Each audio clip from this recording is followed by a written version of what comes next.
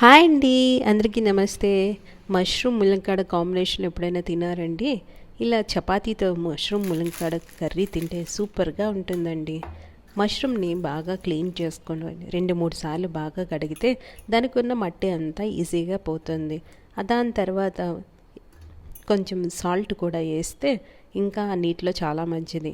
అలాగే ములంకాడలు కూడా బాగా చిన్న ముక్కలుగా కట్ చేసుకోవాలి. పెద్ద ముక్కలు కాకుండా చిన్న ముక్కలుగా కట్ చేసుకుంటే తినేటప్పుడు ఈజీగా ఉంటుంది. పెద్ద ముక్కలు అనుకోండి కొంచెం కరిసేటప్పుడు కొంచెం కష్టం అని కాదు, చిన్నవైతే బాగుంటుంది, చూసేకి టేస్ట్గా ఉంటుంది. అలాగే వాటన్నిటిని ఒక నీటిలో వేసుకొని కాసేపు సాల్ట్ వేసుకొని బాయిల్ చేసుకోవాలి. అలాగే ఈలోపు బాండీలో చెక్క, లవంగాలు, అలాగే బిర్యానీ ఆకు, ఉల్లిపాయలు, యాలకులు వేసుకోవాలి. అలాగే జీలకర్ర, పచ్చిమిర్చి వేసుకొని బాగా ఫ్రై చేసుకోవాలి. అవి బాగా ఫ్రై అవుతున్నప్పుడు కొంచెం సాల్ట్ వేసుకుంటే ఆ ఉప్పు అనేది బాగా అంటుకుంది.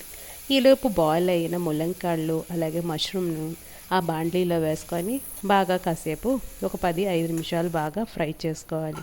అవి బాగా ఫ్రై అయిన తర్వాత కొంచెం పసుపు, కొంచెము అలాగే వెల్లుల్లి పేస్ట్ వేసుకొని బాగా కలుపుకోవాలి. అది బాగా కలిసిన తర్వాత ఈలోపు మనము టమాటా ముక్కలను కట్ చేసుకొని ఈ విధంగా వేసుకోవాలి. అవి రెండు బాగా కలిసి ఫ్రై అయ్యేలోపు దాన్ని మూత పెట్టుకొని 5 నిమిషాలు 10 నిమిషాలు ఉంచాలి.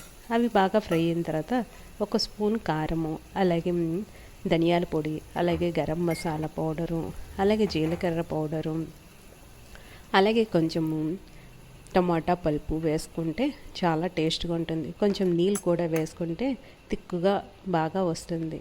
దానికి కొంచెం సాల్ట్ కూడా రుచికి తగ్గట్టు యాడ్ చేసుకొని మూత పెట్టుకొని 10 నిమిషాలు అయిన తర్వాత తీసి చూస్తే మష్రూము ములంకాల కర్రీ రెడీ. అలాగే కొంచెం కర్డ్ వేసుకుంటే పులుపు బాగా వస్తుంది, అలాగే టేస్ట్ కూడా సూపర్గా ఉంటుంది. మీరు కూడా ట్రై చేయండి. బాయ్.